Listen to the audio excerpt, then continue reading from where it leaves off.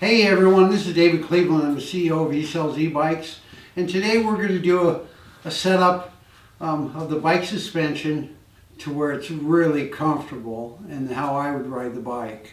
What we've done here is we set up some scales to actually weigh the bike as it sits, and currently we have 43 pounds, and we have 43.3 pounds. So technically this bike is just perfect the way it sits.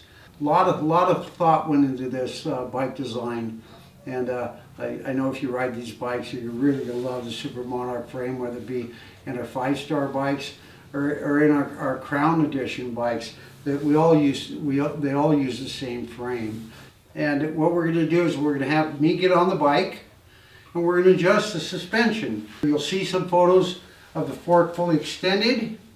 And I'm going to want to get on this bike and I'm going to drop this fork 20%. And what that does then is you ride down the road, it gives the bike the opportunity to float, to go down and back up. Whereas if we have the fork fully extended, all you're going to have is just going to drop down and spring back. You're not going to get that floating effect.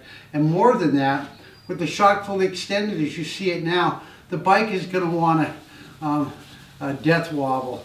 And you're not going to be able to ride the bike with your hands off.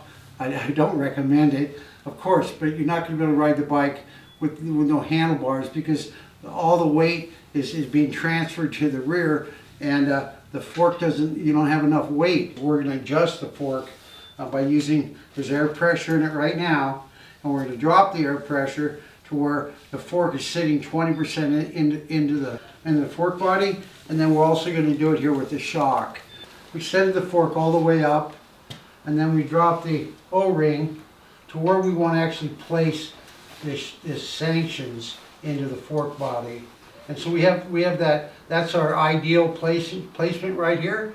And then also we did the same with the rear shock. This happens to be the rock shocks. So we're going to drop it down. When I get on the bike, we're going to want to first place the rear shock alignment. Once we get that set, then we're going to set the front. Incidentally, while we're doing this, we actually have the brakes locked down. So we put in zip ties on each side here, so the bike won't go anywhere, move while we're doing this stuff. I'm going to go ahead now and get on the bike. I weigh 205, and as you can see, the shock is too soft. What we've done is we've actually transferred a lot of weight to the rear of the bike, and we've actually lifted the weight in the front. So what we're going to want to do now is I'm going to go ahead and pump up this shock and bring it up. So now I've got the shock pump set at 150 pounds, and the shock is, as you can see, has very little movement in it. I'm going to go ahead and drop this.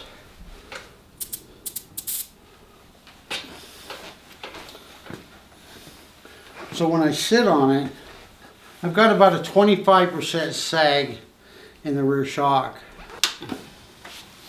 And we're going to set the front fork.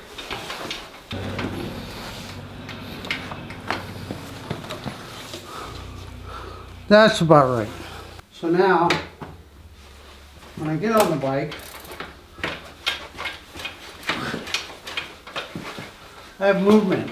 In the front of this bike, we have the ability to set compression.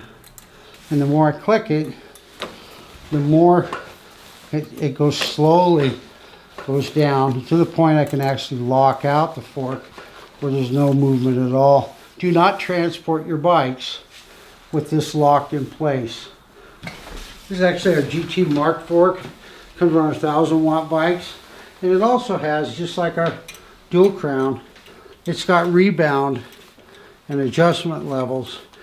What that is the shock compresses, rebound is how fast that fork swings back. And if you're just riding along normal streets or whatnot, you don't need to have that spring back so fast. you'll get a nice smooth action. For off-road riding, you definitely want to get your rebound set up so it's quicker action. The rear shock is a Monarch RL rear shock, and it's got a lockout, so now the shock won't move.